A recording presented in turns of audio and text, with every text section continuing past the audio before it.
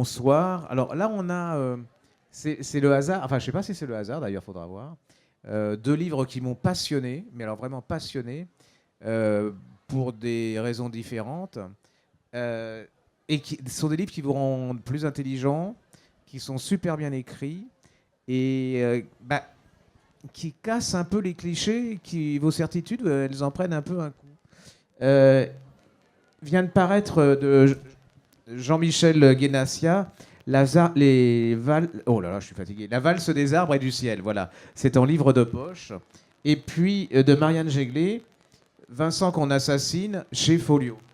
Euh, on, on va commencer par parce que je suis pas courtois, donc on va commencer par le monsieur. Et je suis pour l'égalité des sexes, donc il n'y a pas de problème. Non, on va commencer parce que Jean-Michel Guénassia, alors il s'appuie, on se racontait ça tout à l'heure, hein. Alors il vous raconte Van Gogh au vert et tout. Et la théorie principale, c'est que Van Gogh, il s'est suicidé, hein. Ça, c'est la théorie officielle. La théorie officielle, oui, c'est que Van Gogh s'est suicidé, mais, Mais, voilà.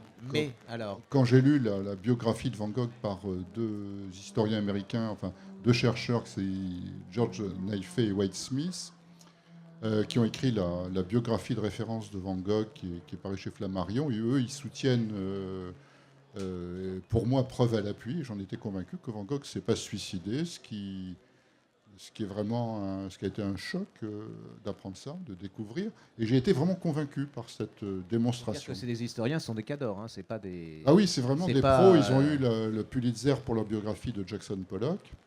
Et donc, ça avait comme conséquence que s'il ne s'est pas suicidé, ce n'est pas un artiste maudit.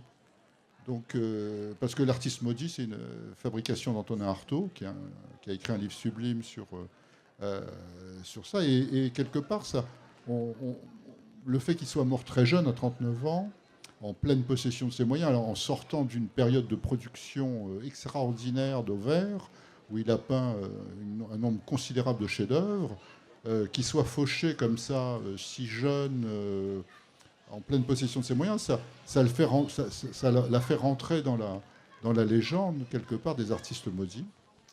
Et donc, je suis parti sur cette idée, et un peu plus tard, j'ai lu un autre livre d'un autre chercheur qui s'appelle Benoît Landais, qui soutient que le brave docteur Gachet, en réalité, est un escroc fini, et que tout ce qu'on a raconté sur lui est une fabrication aussi, et qu'il a,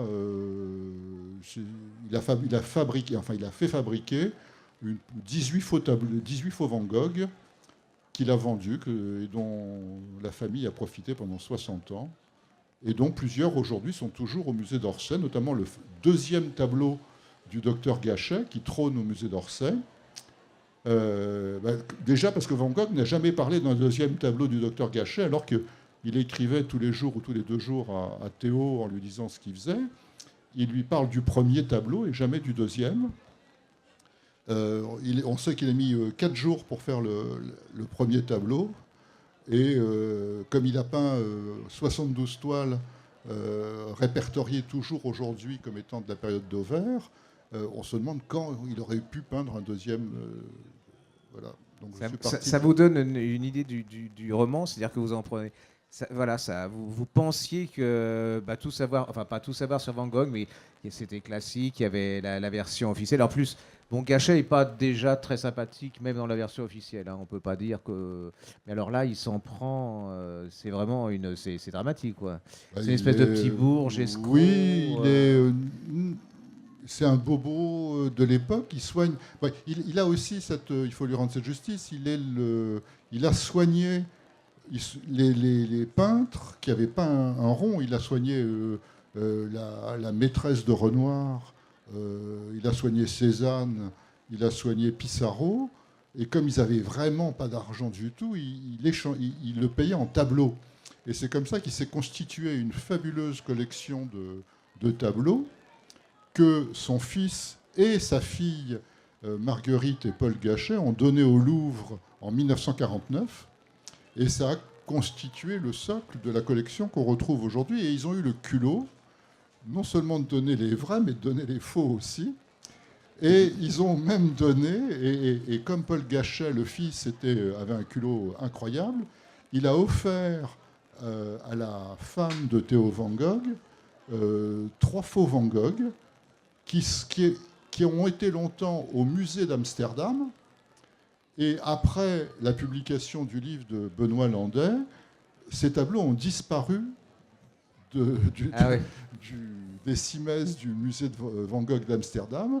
Et ça fait 7 ou 8 ans qu'ils ne sont plus montrés, ils ne sont plus prêtés, ils ne sont plus exposés, et que le musée ne communique pas dessus.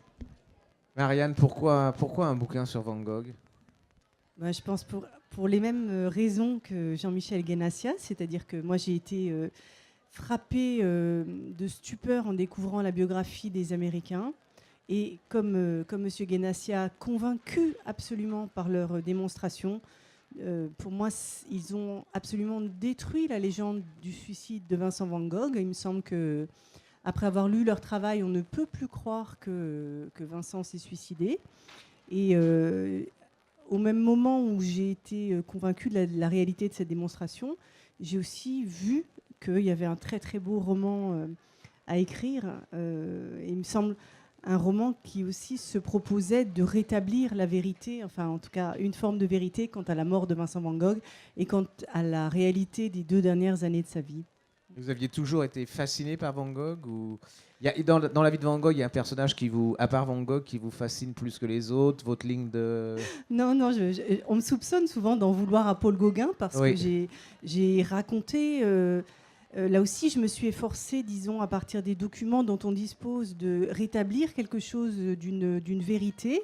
Moi, je trouve que dans les biographies, on dit toujours, oui, Vincent et Paul Gauguin ont à Arles une relation houleuse, mais il me semble que c'est assez lâche de s'en tenir à cette façon de voir les choses. Ce qui se passe en réalité entre ces 2 hommes pendant le temps de leur cohabitation à Arles, c'est tout simplement que Paul Gauguin s'efforce de détruire psychiquement Vincent Van Gogh. Il me semble que... Enfin, en tout cas, moi, je l'ai lu comme ça, en examinant les documents, en voyant la façon dont il a représenté Vincent Van Gogh. Je ne sais pas si vous connaissez un tableau qui s'appelle Le peintre de Tournesol, où Paul Gauguin a représenté Vincent Van Gogh. Enfin, il lui a fait littéralement une tête de singe.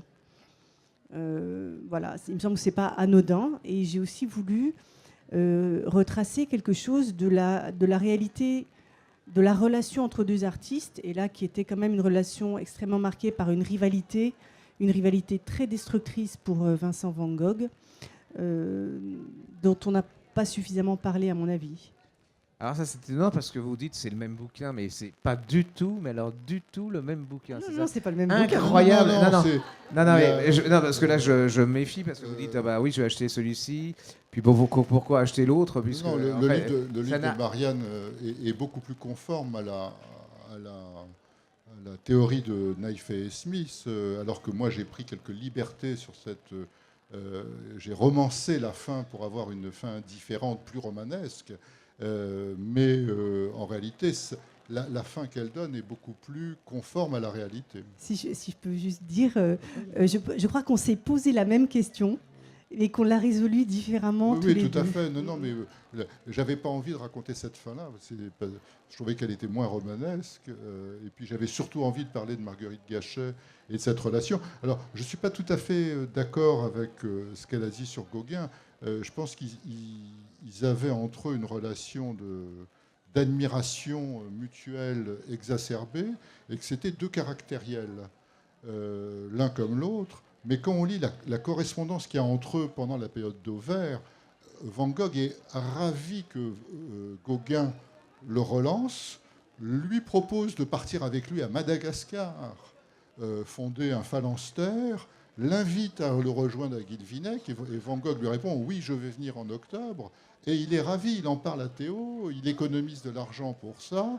Il a oublié les épisodes d'Arles où il faut quand même bien dire par ailleurs, ce qu'on a oublié, c'est que c'était 2 poivreaux. Et que Van Gogh et Gauguin se bituraient tous les jours à l'absinthe. et qu'il se prenait une bouteille d'absinthe, et c'était du dur, et qu'ils étaient ivres, morts, tout le temps. Et qu'en plus, ça arrive pour Van Gogh sur quelqu'un qui est bipolaire, et que l'alcool a détruit complètement, et que les crises qu'il avait sont en grande partie dues à ça. Il va rencontrer un médecin à Arles qui va le guérir de l'alcool, et il ne boira plus.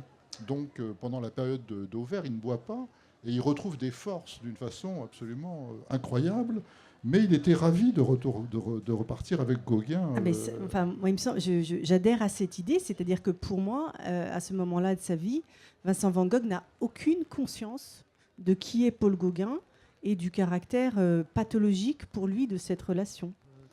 Oui, mais c'est ça qui est génial, hein, parce que je trouve que c'est ça qui s'appelle du talent, hein, je crois, déjà. Oui, mais je pense qu'il a surtout, Van Gogh, vis-à-vis sur Gauguin, un regard de peintre. Il est fasciné par le peintre Gauguin, qui est peut-être un... Et pas vice-versa, par contre. Pervers narcissique. Gauguin est quand même relativement jaloux de Van Gogh. Il faut quand même bien dire que Gauguin est comme un type qui va abandonner sa femme et ses 5 enfants sans l'ombre d'une hésitation, d'un remords, partir à l'autre bout du monde avec des Tahitiennes en lui cédant ces tableaux qui valent rien, ce qui explique qu'il y en ait autant au Danemark aujourd'hui. Et il s'en fichait. Il avait vraiment l'art dans la peau aussi. Les deux ont l'art dans la peau. Hein. La relation humaine, elle passe d'abord par... Ces deux grands artistes dont la rencontre produit quand même des déflagrations émotionnelles qui sont, pour une bonne part, me semble-t-il, dans la fin tragique de Vincent Van Gogh. Voilà. Mais ce sont deux grands artistes, ça, je le conteste. Eh bien voilà, ces 2 livres de poche sublimes, très très bien écrits, avec beaucoup de suspense, beaucoup de finesse, beaucoup... Alors, vous acceptez la théorie, vous acceptez pas la théorie, et ben vous allez acheter le livre des Américains, vous verrez bien par... c'est un gros pavé hein, quand même. Hein. Oui, mais il se lit comme un roman. C'est en plus, Knife et Smith rendent très bien compte de l'époque. On va croiser tous les impressionnistes, toute cette époque. On était parti pour 2 livres, on va repartir pour 3. Et puis allez-y, c'est vraiment c'est des livres qui rendent intelligents et puis qui vous font un peu oublier le quotidien pour vous ouvrir un peu l'esprit sur d'autres mondes et sur d'autres personnages. Et en ce moment, c'est le long terme, c'est pas mal. Sur le court terme, je trouve que c'est sympa. Voilà, merci beaucoup. Un grand merci à vous, Gérard Collard, pour votre enthousiasme. Merci.